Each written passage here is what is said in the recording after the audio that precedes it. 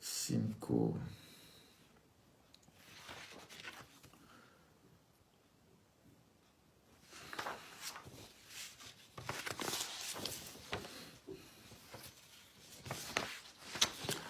Alors,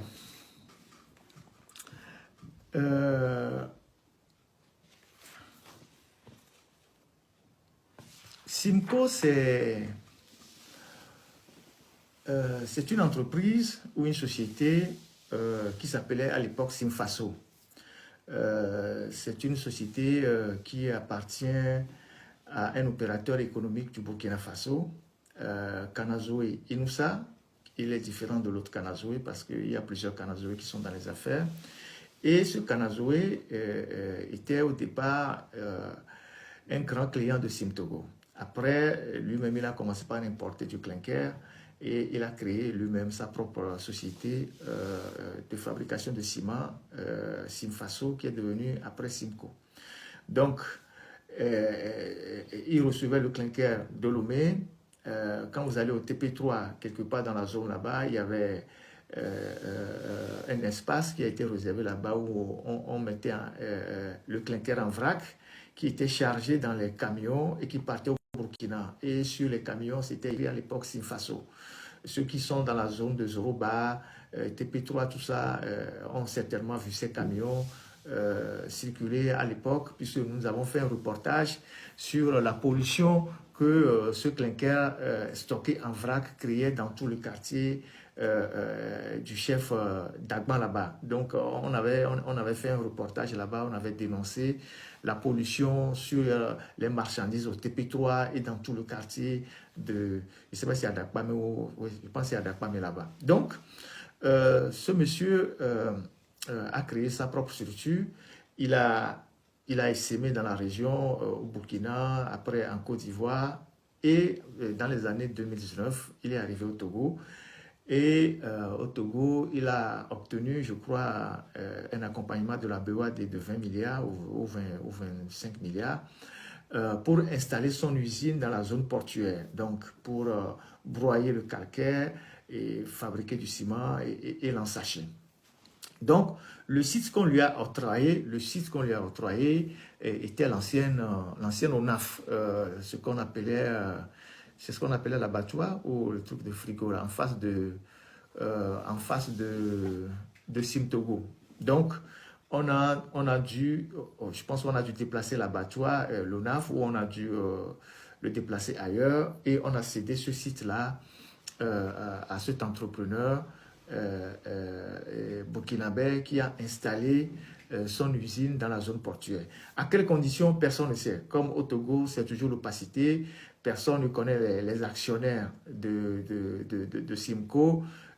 Naturellement, peut-être le principal actionnaire, c'est Inoussa Kanazoe lui-même, mais il ne peut pas installer cette usine au Togo sans qu'il n'y ait pas d'actionnaire togolais ou que nos autorités ne prennent pas des actions dedans, peut-être à travers des faux noms ou, pas, ou des noms d'emprunt. Donc, toujours est-il que pour qu'un opérateur économique burkinabé puisse venir prendre le contrôle, prendre le site de l'ONAF, c'est-à-dire que c'est un domaine de l'État depuis les colons. Donc, c'est un domaine de la zone portuaire que on concède le site de l'ONAF à un entrepreneur burkinabé pour qu'il installe son usine là-bas en face de Simtogo. C'est que les autorités togolaises sont partie prenante dans cette affaire-là.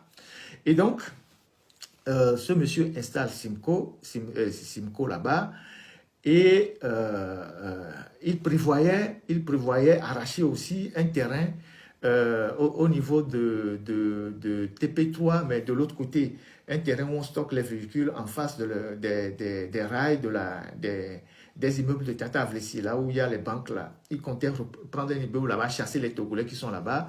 Et les gens qui étaient là-bas étaient même venus dans notre émission, l'autre journal, pour dénoncer la gloutonnerie de ce monsieur qui était en train d'arracher les parcs au port pour pouvoir stocker son clinker. Et donc, cette société Simco, dont j'ai retrouvé l'acte notarié sur les publications de CFE, a obtenu dans la préfecture de l'Ougou, notamment la commune Ougou 4, dans le village appelé Ntivou, une concession pour exploiter un minerai qu'on appelle le dolomite. Ceux qui ne savent pas ce que c'est que le dolomite, oui, effectivement, il y a quelqu'un qui a fait un commentaire en disant que le Simco est exclusivement géré par les Burkinabés qui maltraitent les Togolais. Et c'est vrai, c'est vrai. Et quand on dit ces choses-là, ça sonne très mal dans les oreilles de certaines personnes. Et les gars, nous, il y a des choses que nous, on ne peut pas les faire en Côte d'Ivoire, on ne peut pas les faire au Burkina. Mais on permet aux autres de venir faire ça chez nous. Et quand vous les dénoncez, il y a des Togolais qui viennent et qui vous insultent. C'est-à-dire que nous avons même perdu notre propre dignité. Au Togo, la loi du travail dit, même si vous venez créer une entreprise au Togo, les employés, les emplois sont réservés forcément aux Togolais. Et s'il y a des experts que vous faites venir au Togo, et ces experts-là, ils ont 2 ans renouvelables une seule fois pour travailler. Après, ils partent et ils ont l'obligation de faire former les compétences locales.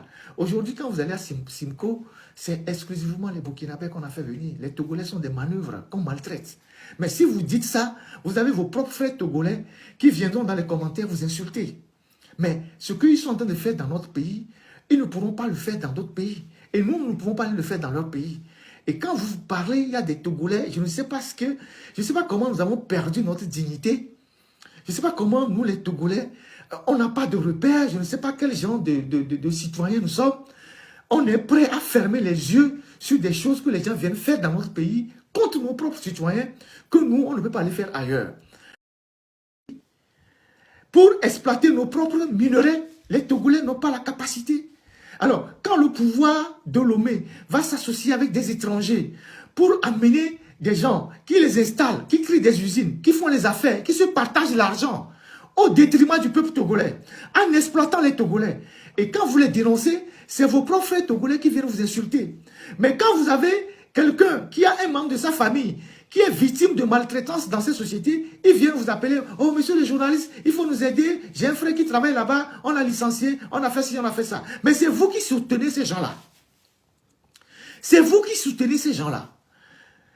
Voilà quelqu'un qui quitte le Burkina et qui vient au Togo et qui vient prendre un prêt au Togo. Il vient prendre un prêt à la BOAD. C'est vrai que la BOAD, c'est une banque de l'UEMOA. Il vient prendre un prêt au Togo et il installe une usine de cimenterie au Togo et il exploite les mines du Togo. Est-ce que ça, là, les Togolais ne peuvent pas faire ça? C'est parce qu'on a un pouvoir au Togo qui ne veut pas voir émerger au Togo des hommes d'affaires puissants. Donc, il préfère faire venir des étrangers avec qui il s'associe pour créer des entreprises et après exploiter les Togolais. Et quand nous, on se permet de dénoncer ce comportement anti-patriote, parce que dans le monde, aucun dirigeant ne peut accepter ce genre de choses. Vous avez des Togolais qui viennent et qui vous insultent, qui vous disent, ouais, que vous êtes jaloux, vous dites, je ne sais pas quoi, des conneries. Donc, comment je dirais? Donc, ce monsieur, il s'est installé et on lui a concédé une mine dans la commune de Ougou 4, qui est dans un canton qu'on appelle, je ne sais pas si c'est un canton ou un village, qu'on appelle Ntivou. Je pense que c'est un canton. Mais c'est un canton peuplé majoritairement de nos frères Adja, mais qui sont dans la préfecture de l'Ougou. Donc, il y a 2 chemins, il y a 2 voies qui amènent à Ntivou. Soit vous passez par Nangbeto, Pekpleme, tout ça, vous arrivez à Ntivou. Ou soit vous passez par Ton, Tado, Salibé. Pour ceux qui connaissent le tronçon, moi j'ai fait le tour là-bas. Et je suis allé, je pense, 2 fois à Pekpleme à partir de Tado, mais une fois à partir de Nangbeto. Donc vous avez les tronçons qui vous amènent dans ce village qu'on appelle Ntivou, où il y a cette mine de dolomite que Simco, donc qui appartient à M. Kanazoué, exploite depuis 2021. À ce jour, personne n'a vu le contrat de cession de cette mine à M. Kanazoué ou à Simco. En tout cas, je ne suis pas sûr que à l'heure où nous parlons, peut-être que nous, en tant que journalistes, on va le découvrir un jour, mais les contrats de concession des mines au Togo ou bien de cession des mines au Togo sont devenus des secrets d'État. Alors que le processus ITIE demande à ce que tous ces contrats soient publiés et que ces contrats soient accessibles à tous les citoyens.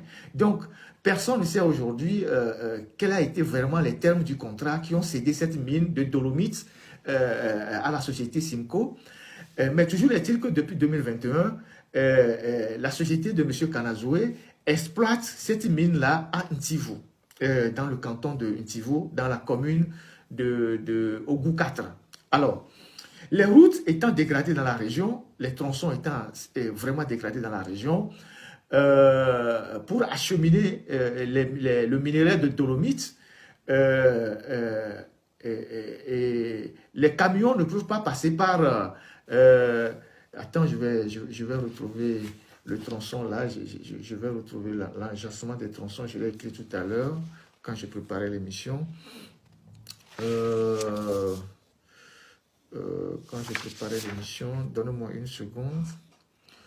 J'ai tellement de choses, je suis un peu perdu dans mes papiers. Mais voilà. Donc, un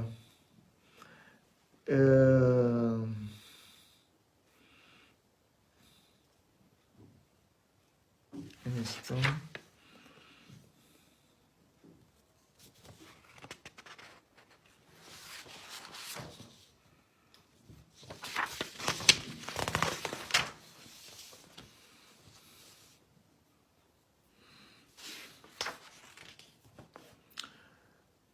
En tout cas, on a le tronçon, le tronçon qui passe par Atakwame, qui paraît beaucoup plus long et très dégradé.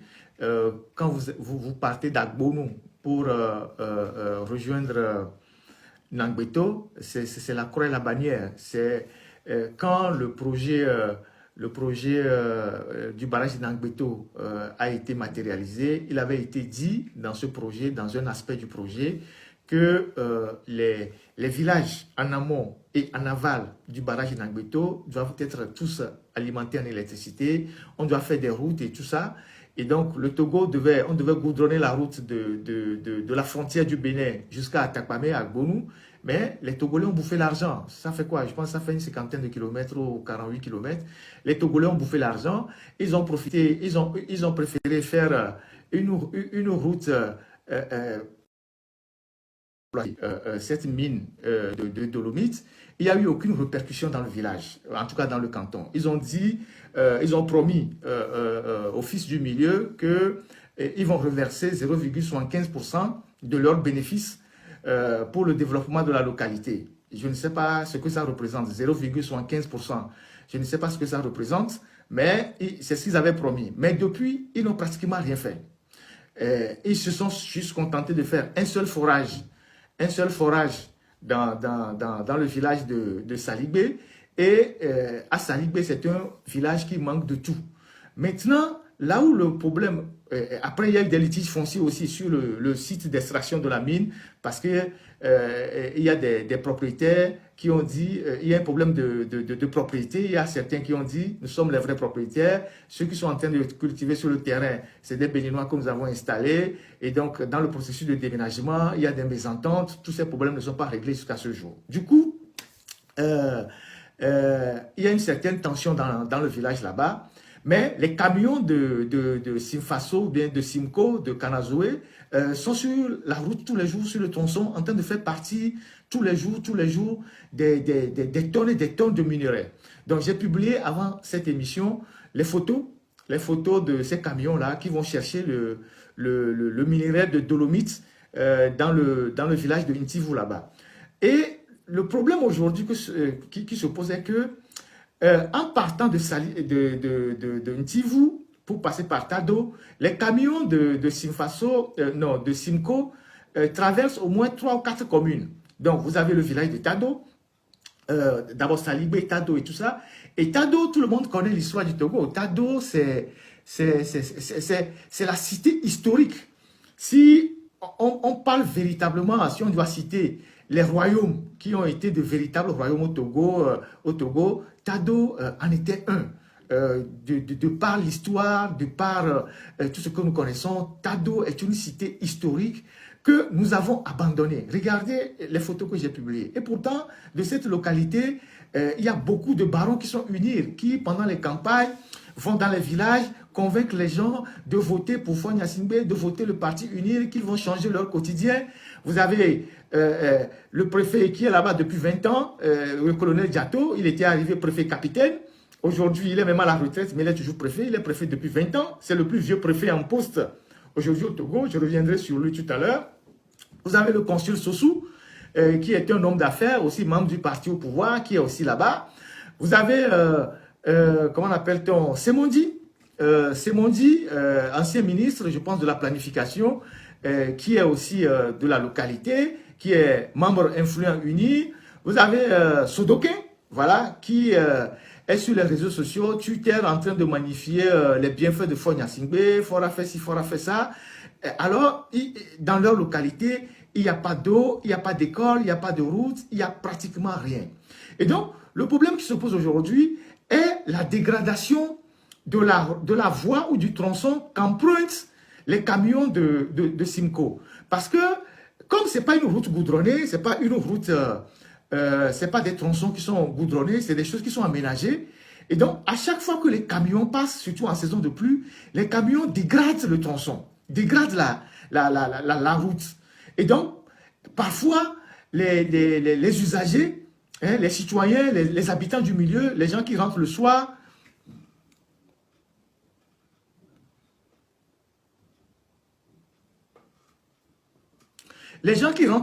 ou la nuit, puisque ce sont des voies qui ne sont pas électrifiées, les gens se retrouvent dans les ravins, les gens tombent sous les ponts, les gens meurent. Il y a pas mal d'accidents sur cette route-là.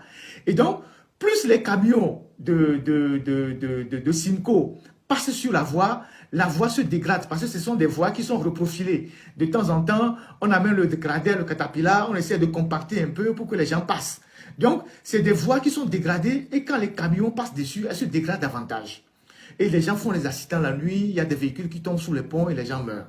Et donc, à un moment donné, les populations de Salibé, qui est le village, le premier village après, en venant de Mtivou, se sont soulevés pour bloquer les camions de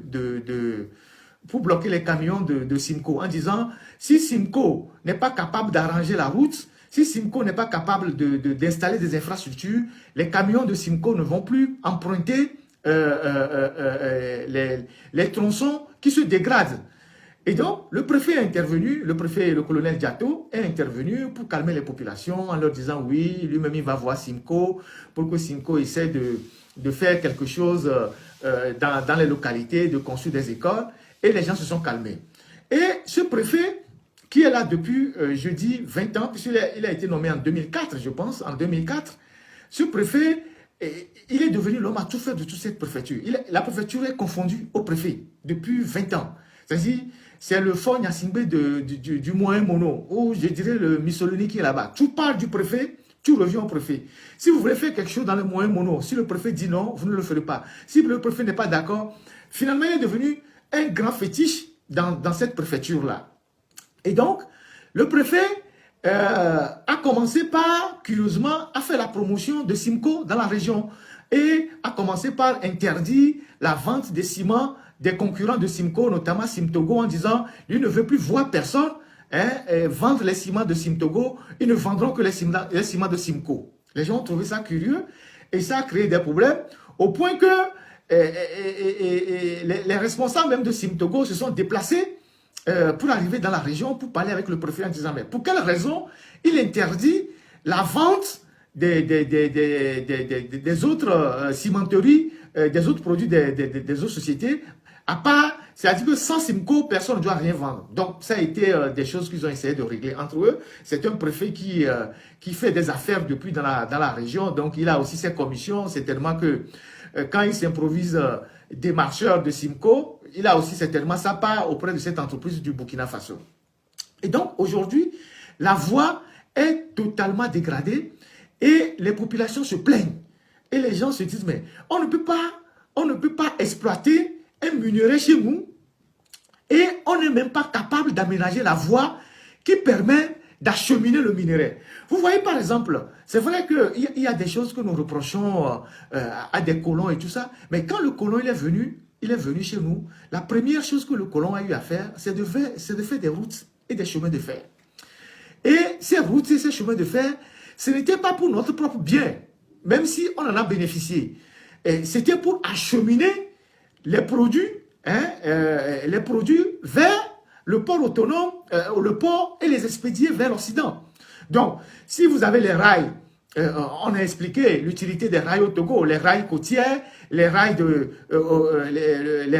la dorsale et les rails de Palimé. Chaque tronçon de rail avait une mission spécifique. Donc, si les rails de la côte acheminaient le copra et tout ça, les rails de l'Oméblita acheminaient tout ce qui était un peu coton et tout ça, et les rails de Palimé acheminaient le café cacao et tout ça. Même les rails de Atakpamé acheminaient aussi le café cacao, parce qu'il y avait un dépôt de café cacao à Atakpamé. Et donc, eux, ils faisaient les routes. Et on a vu, après l'OPAT qui a fait pas mal de routes dans les préfectures de Taï et tout ça, et quand l'OPAT est tombé en faillite, ces routes ont été abandonnées. Mais aujourd'hui,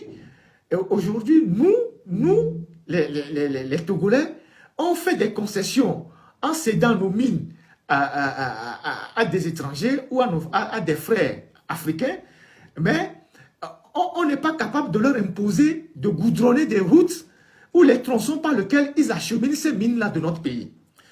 Et je rappelle toujours qu'une mine, un minerai, c'est une ressource épuisable. Un minerai, c'est une ressource épuisable. Vous avez du phosphate aujourd'hui, dans 50 ans, vous n'aurez pas du phosphate. Si aujourd'hui, vous ne mettez pas de l'argent du phosphate de côté pour développer votre pays, dans 50 ans, vous n'aurez plus d'argent parce que les phosphates vont s'épuiser. Vous avez du clinker aujourd'hui, dans 25 ans, vous n'aurez plus du clinker. Mais pendant que vous exploitez du clinker, vous pouvez mettre des fonds souverains, vous mettez l'argent de côté. C'est ce que font les pays comme l'Arabie Saoudite, le Qatar et tout ça, qui achètent des actions un peu partout dans le monde. Quand les Qataris achètent les grands hôtels particuliers, qui investissent dans les grands projets en Occident, les gens pensent que c'est parce que... Non, parce qu'ils savent que le pétrole va finir. Donc, ils sont en train d'investir dans les services pour que demain, si le pétrole finit, ils aient de l'argent pour les générations futures. La Norvège, et je pense le Danemark, qui ont du pétrole, ils ont créé des fonds souverains. Donc, ils mettent de l'argent du pétrole en réserve pour les générations futures. Et il n'y a que nous, en Afrique, où vous avez des dirigeants qui sont incompétents, qui n'ont aucune vision, et qui laissent des individus venir exploiter toutes les richesses de leur sol. Non, parce qu'ils savent que le pétrole va finir. Donc, ils sont en train d'investir dans les services pour que demain, si le pétrole finit, ils aient de l'argent pour les générations futures. La Norvège, et je pense le Danemark, qui ont du pétrole, ils ont créé des fonds souverains. Donc, ils mettent de l'argent du pétrole en réserve pour les générations futures. Et il n'y a que nous, en Afrique, où vous avez des dirigeants qui sont incompétents, qui n'ont aucune vision, et qui laissent des individus venir exploiter toutes les richesses de leur sol sans mettre de l'argent de côté pour les générations futures. Donc, c'est ce qui est en train de se passer avec nos phosphates, le clinker et aujourd'hui les dolomites. Je rappelle au passage que dans le rapport 2020 de l'ITIE, il a été noté que entre 2010 et 2017, les permis de recherche sur les mines au Togo ont bondi de 70%. Vous imaginez ce que c'est? C'est-à-dire que Faure Gnassingbé a ouvert notre pays à une prospection minière sans précédent. À une prospection minière sans précédent. C'est-à-dire, on veut retrouver les mines partout et les exploiter le plus rapidement possible. Les Américains ont du pétrole. Même s'ils ont du pétrole de schiste, ils l'exploitent intelligemment. De temps en temps, ils essayent de l'exploiter pour rééquilibrer le marché comme ils le font actuellement, pour mettre la pression sur le peuple, mais ils ne l'exploitent pas sauvagement. Mais nous, on veut exploiter tout de suite parce qu'on veut ramasser l'argent et on veut le mettre dans nos poches. On ne préserve pas assez bien pour les générations futures. Donc, on a distribué des permis de recherche à des sociétés, parfois des Chinois, des Indiens, je ne sais pas qui. C'est dans le rapport de l'ITIE, vous pouvez le lire, c'est sur Internet. Donc, la délivrance des permis de recherche a bondi de 70% de 2010 à 2017. C'est le rapport de l'ITIE qui le dit. Ce qui est vraiment effrayant pour notre pays. Donc, du coup, pour revenir dans ce canton de Mtivou, donc, on assiste aujourd'hui à un pillage à ciel ouvert de ce minerai-là qu'on appelle le dolomite dans le canton de Mtivou, sans que les natifs ou sans que les villages qui sont dans la zone ne bénéficient de l'exploitation ou de l'exploitation de ce minerai-là. Ne bénéficient de l'exploitation de ce minerai. Donc, il n'y a pas d'hôpitaux, il n'y a pas d'électricité, il n'y a pas de route, il n'y a pas d'école, il n'y a pas d'ambulance, il n'y a pratiquement rien. Il n'y a pratiquement rien. Et ça, ce n'est pas, cette mine n'a pas été concédée à un Américain, à un Allemand ou à un Français, ou à un Israélien. Ça a été concédé à un Africain, à un Burkinabé. N'oubliez pas que dans notre pays, il s'est développé un capitalisme tropical qui est très inquiétant.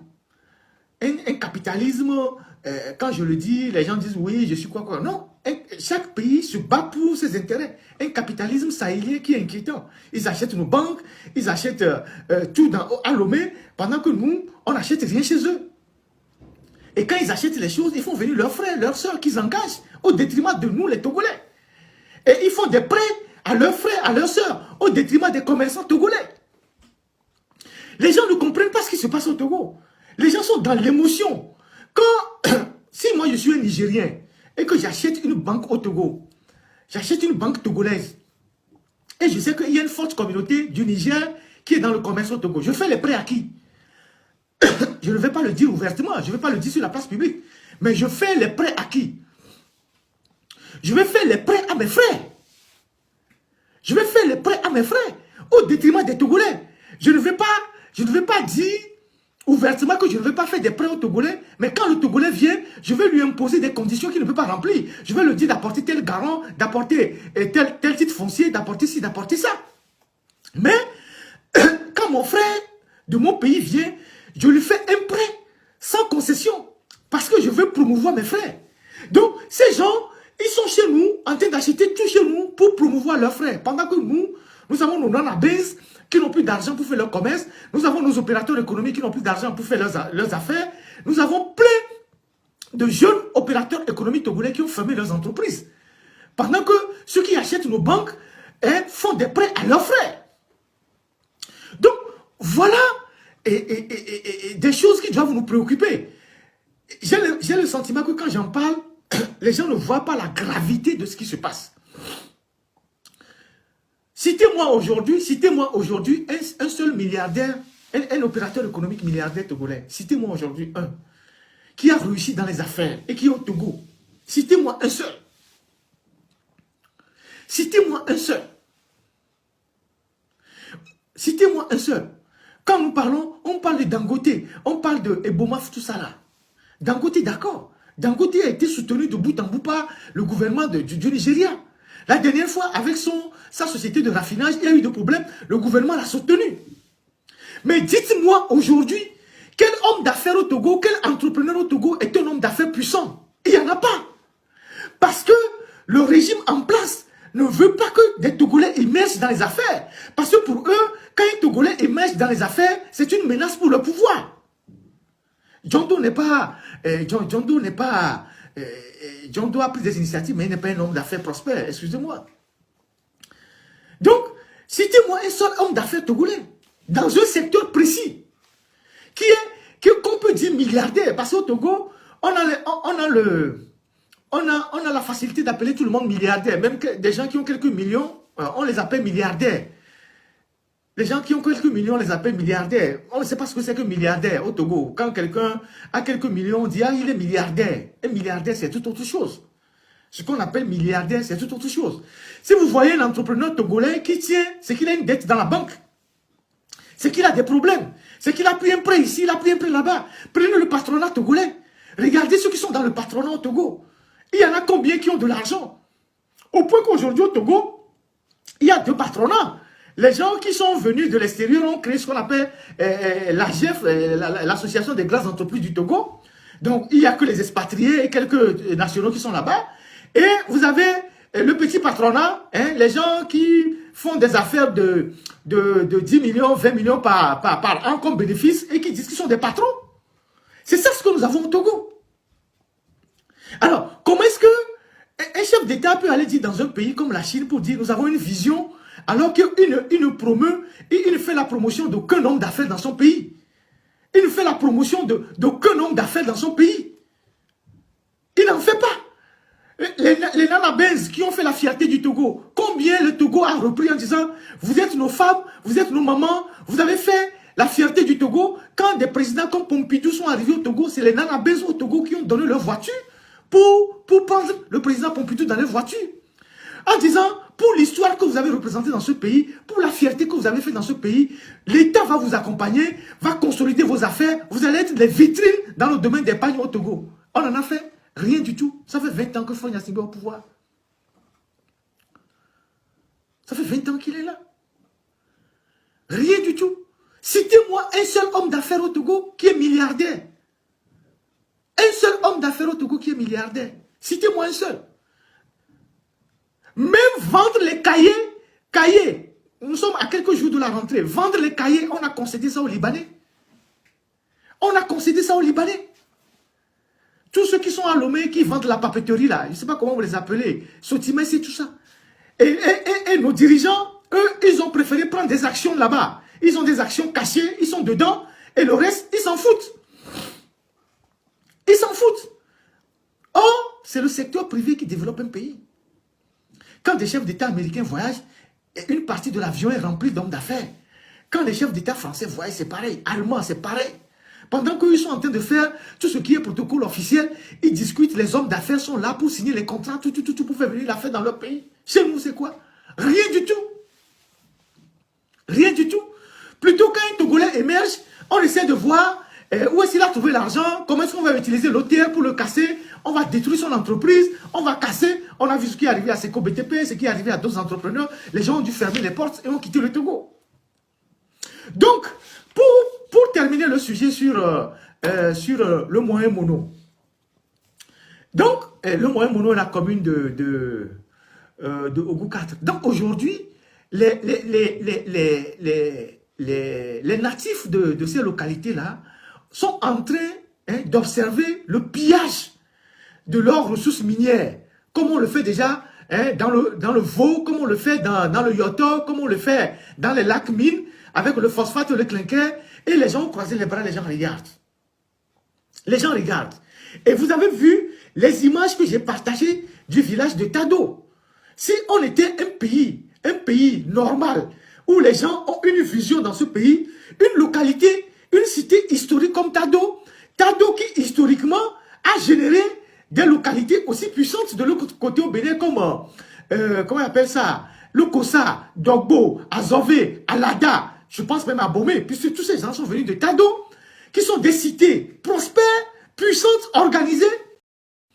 Même si on avait fait 2 ou 3 routes pour aller à Tado et qu'on avait réaménagé Tado en mettant des infrastructures, en mettant des sites historiques, ça va attirer des touristes. Et pourtant, on avait un ministère du tourisme. On a un ministère du tourisme parce qu'on ne veut rien valoriser au Togo.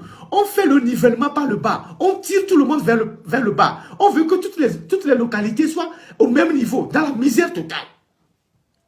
Donc, aujourd'hui, Tado est là et voit passer des camions, des dizaines de camions tous les jours qui dégradent la voie qu'utilisent les riverains et la voie se dégrade pendant que Simco fait partie tous les jours des tonnes et des tonnes de minerais de dolomite dans cette localité.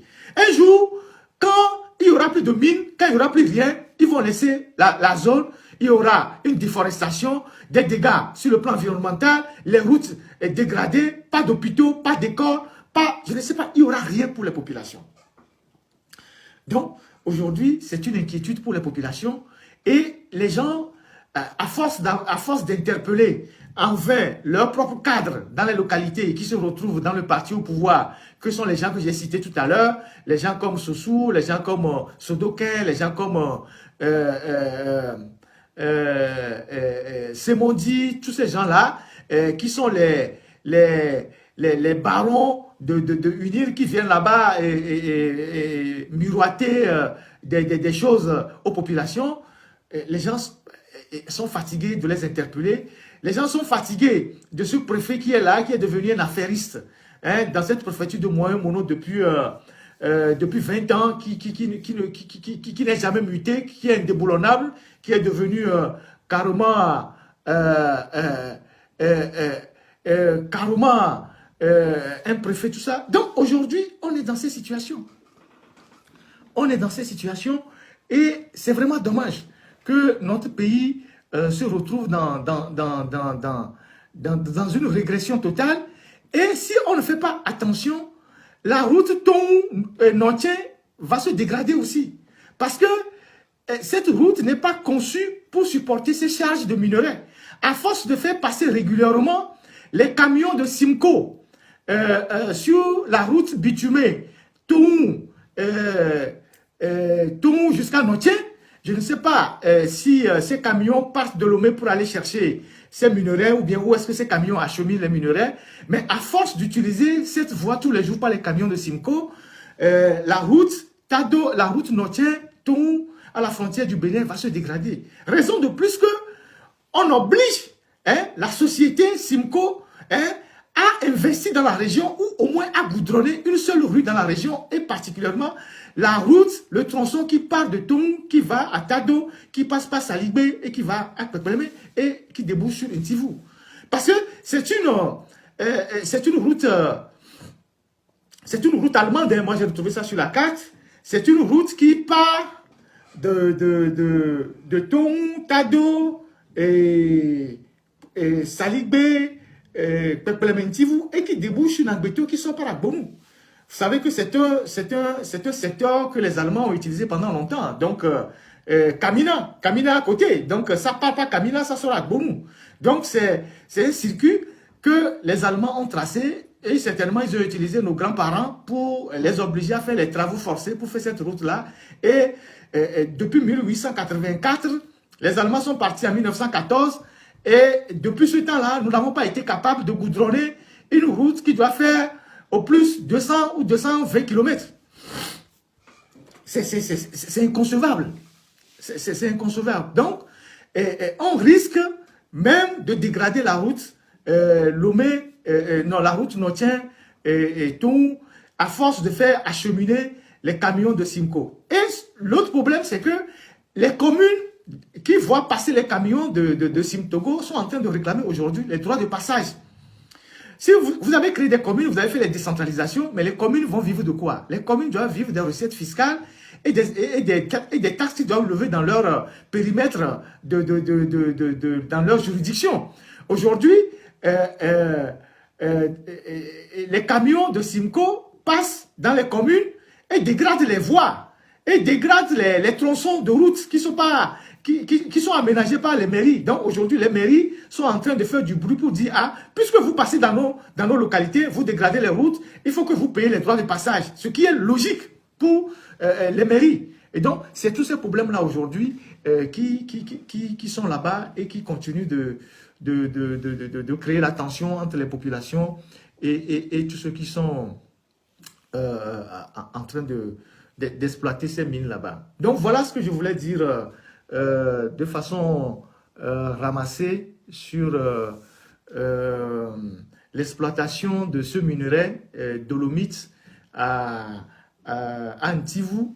Je rappelle, Ntivou qui est dans la préfecture de Logou, commune Logou 4, mais qui est une continuité de peuplement historique de l'ère Adja et Adja Tado. Voilà ce que je voulais dire. On reviendra sur d'autres aspects au besoin si il y a nécessité. Donc, j'ai partagé les images sur ma page. Avant de commencer cette émission, vous pouvez les regarder et voir l'état de dégradation de nos localités. Et toutes nos villes, nos villages sont comme ça. Et c'est vraiment regrettable. On dirait que le Togo s'est arrêté depuis des années.